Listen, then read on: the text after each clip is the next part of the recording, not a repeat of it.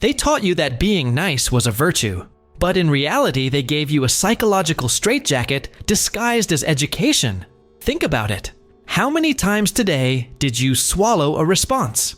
How many times did you smile when you wanted to scream?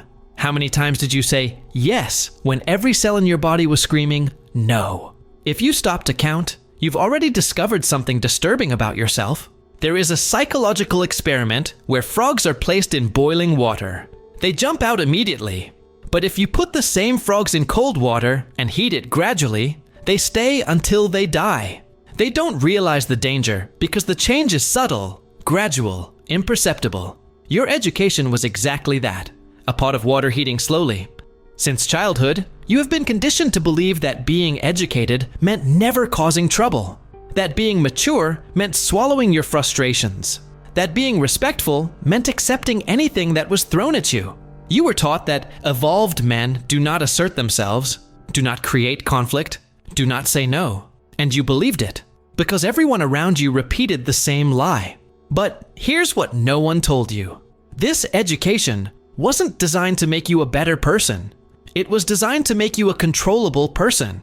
A man who never questions, never resists, never threatens the status quo. A man who works, consumes, obeys, and dies in silence. Carl Jung knew this. He called it persona, the mask you wear to be accepted. But Jung discovered something darker. When you wear the mask for too long, it sticks to your face. And one day you wake up and you can't take it off anymore. You have become the mask, and the mask is not you. Today, you will discover how this happened, why it happened, and most importantly, how to undo decades of conditioning that have turned you into a stranger to yourself. The first thing you need to understand is that your kindness is not natural. It was installed in you like malicious software. Observe a 3-year-old child. They have no filters. If they are angry, they scream.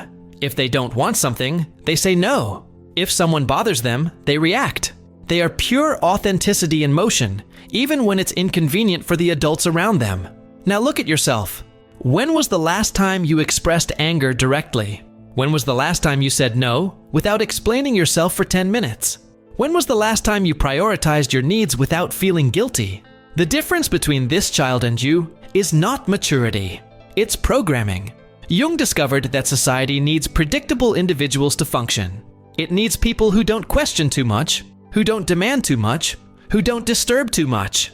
And the most efficient way to create such individuals is through emotional education. Your parents weren't villains. They just passed on what they learned. Boys don't cry. Be polite to adults. Don't be selfish. Think of others first. Each of these phrases was a small betrayal of your authentic self, a small death of your individuality, and it worked perfectly. Because today, decades later, you have become exactly what the system needed. A man who works to impress bosses who don't respect you, who maintains relationships that don't nourish you, who lives a life you didn't choose. A man who constantly sacrifices himself in the hope that someone, somewhere, will finally recognize his worth. But here's the cruel paradox. The more you sacrifice, the less people value you. The more available you are, the less interesting you become. The more you nullify yourself to please others, the more invisible you become. Jung called this identification with the persona. You started out wearing a nice guy mask to navigate the world.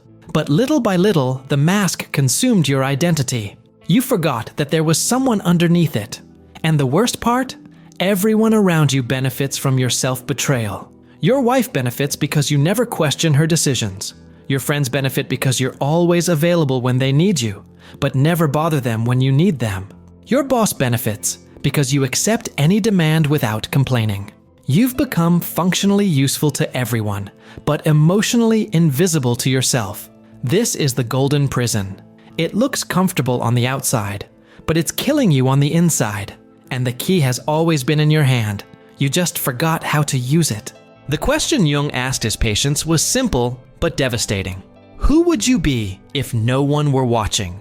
If you don't have an immediate answer, it's because you've spent so much time being who others needed you to be that you've become a stranger to yourself. But recognizing the prison is the first step to getting out of it. And there's something even more disturbing waiting for you. Discovering how much of this programming was deliberate, systematic, and how it continues to operate in your adult life in ways you can't even imagine. Is this content making you reflect and sparking new ways of thinking?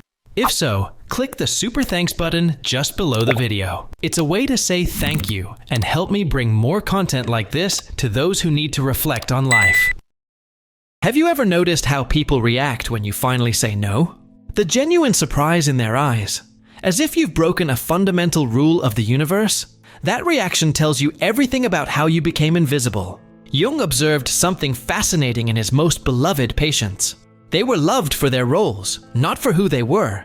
They were the friend who always lends money, the colleague who always stays late, the husband who never complains, the father who never says no. They became walking roles, not human beings.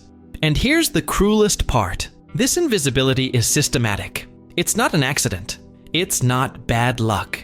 It's the predictable result of years of teaching the people around you that you have no limits, that your needs are optional, that your presence is guaranteed regardless of how they treat you. Think about the last argument you had with your spouse. How many times did you give in to keep the peace? Think about the last project at work where you were overloaded. How many times did you accept it to be collaborative? Think about the last time a friend canceled plans with you at the last minute. How many times did you say, "It's okay," when it wasn't okay? Each of these situations was a lesson. You taught these people that your feelings don't matter, that your time is flexible, that your needs come second, and they learned perfectly. Jung called this betrayal of the self. With every unnecessary concession, every forced yes, every ignored boundary, you kill a piece of your authenticity. And the most disturbing part? You do it willingly, thinking you're being virtuous. But look around you. Look at the men you admire, the leaders, the successful entrepreneurs, the men who have solid, genuine relationships.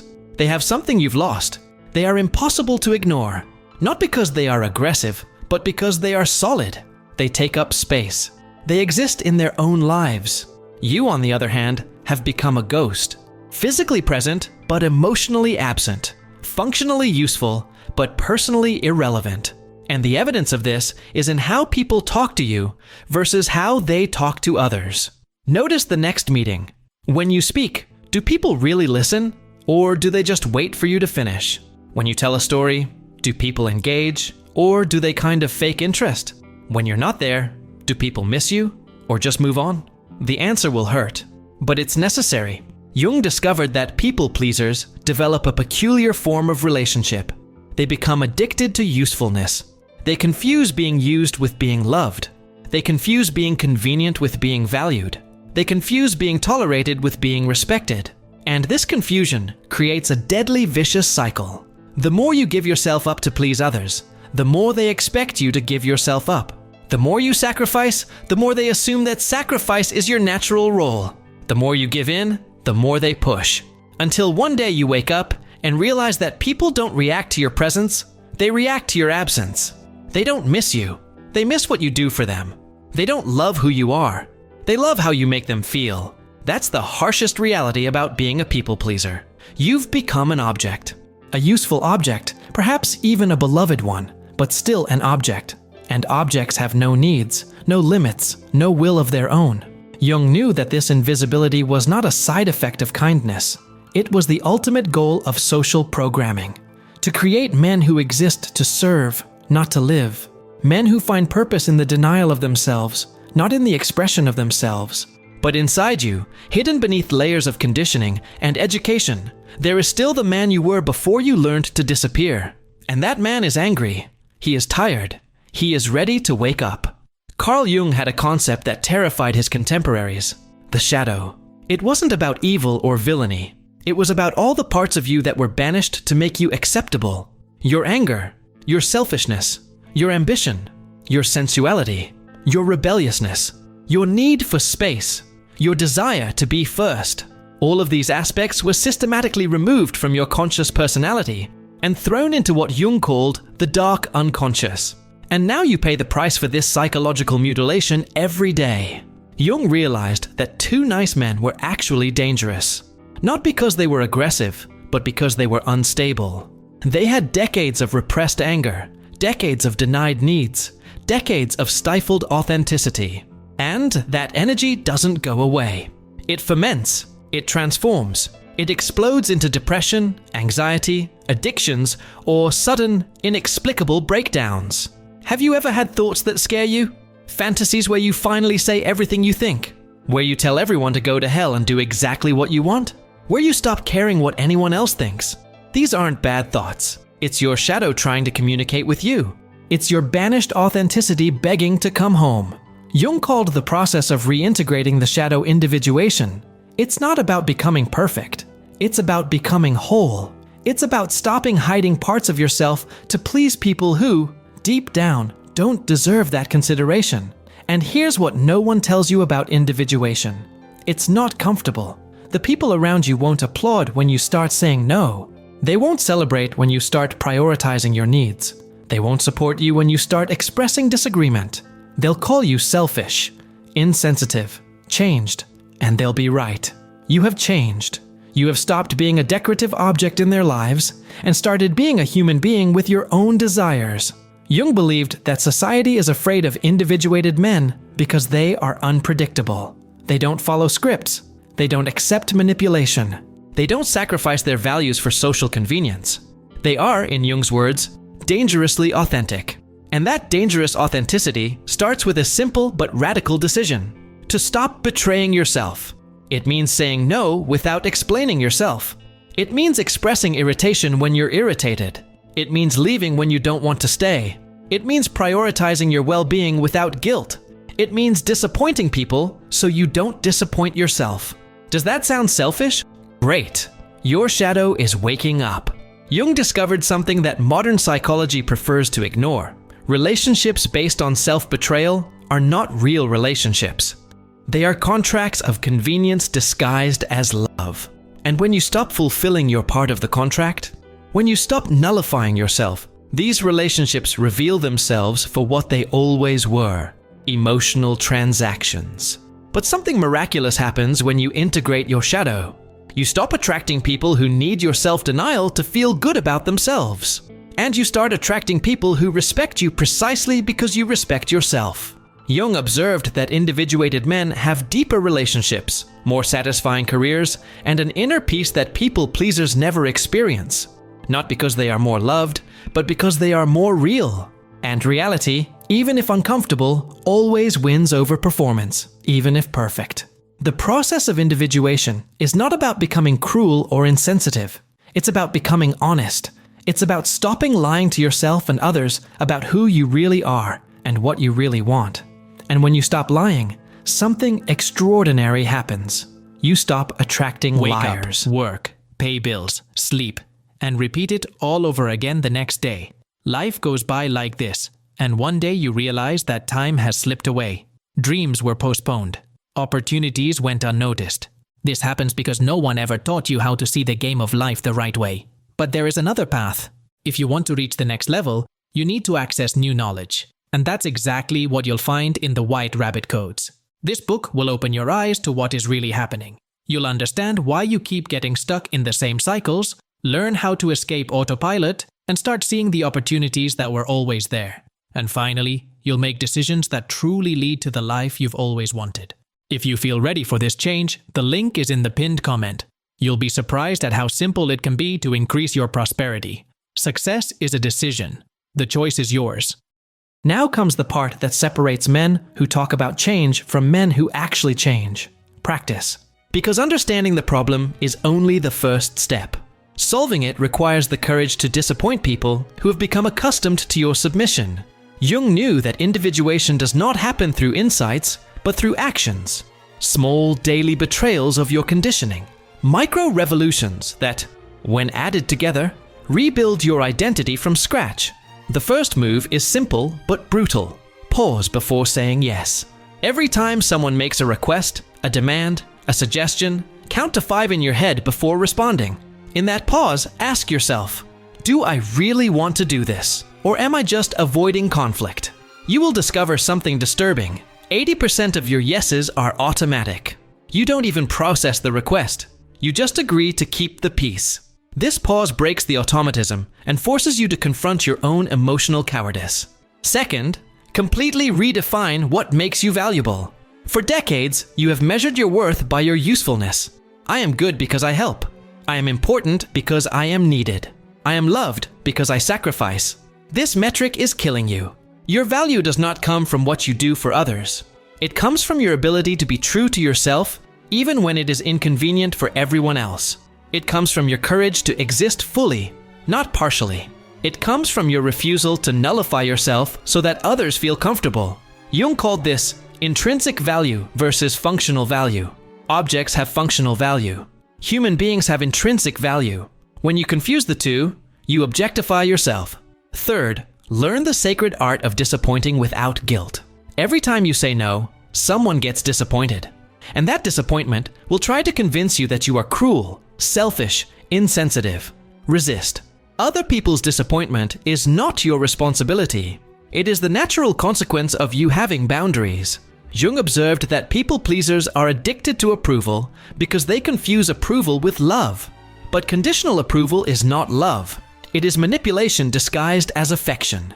And when you stop feeding this manipulation, it reveals itself for what it always was: emotional blackmail. Fourth, observe how those around you react to your new authenticity. Those who truly love you will adjust. They may be strange at first, but they will respect your boundaries because they respect you. Those who were just using you will resist, manipulate, and try to make you feel guilty for no longer being convenient. Let them go. This is the purification Jung called the death of the false ego. Relationships based on self-betrayal must die so that relationships based on authenticity can be born. Fifth, start small but be consistent. Don't try to become a rebel overnight. Jung believed in gradual but irreversible transformation. Say no to small things first. Express irritation in minor situations. Prioritize your needs in everyday decisions. Every small victory strengthens your authenticity muscle. And soon you will discover something extraordinary. Being real is easier than pretending. The truth does not require memorization. Authenticity doesn't tire you out. Clear boundaries generate less drama than confusing boundaries. Because here's what Jung knew, and what you're about to discover. You weren't made to be loved by everyone. You were made to be known by a few and respected by yourself. And that's a trade-off worth every lost relationship, every wasted opportunity, every moment of social discomfort. Because in the end, when you're alone with your thoughts, when all the masks come off and all the performances are over, only one question remains. Can you look in the mirror and respect the man you see? Can you say that you lived your own choices, expressed your own truths, honored your own values? If you've spent decades betraying yourself to please others, the answer is no. And that answer is an emotional tumor that grows with every day of self-abandonment. But if you choose the path Jung called individuation, the difficult, lonely, but true path, you will discover something that people pleasers never experience. The deep peace of being aligned with yourself. The security that comes from knowing that you don't depend on anyone else's approval to feel whole. The freedom to exist fully, even when it makes the world uncomfortable. That is the only real freedom there is. And it has always been one decision away, the decision to stop betraying who you really are. Jung was right. You are not here to be loved by everyone. You are here to be real. And reality, even if painful, always wins over performance, even if perfect. If you've made it this far, you've already taken a step beyond most people. You're subscribed to the channel, you watch the videos, you reflect on every idea. Now the question is, how far do you want to take this? If you want to take the next step and truly apply this knowledge to your life, the White Rabbit Codes is ready for you. The link is in the pinned comment. Remember, success is a decision. The choice is yours. Count on me and follow the White Rabbit.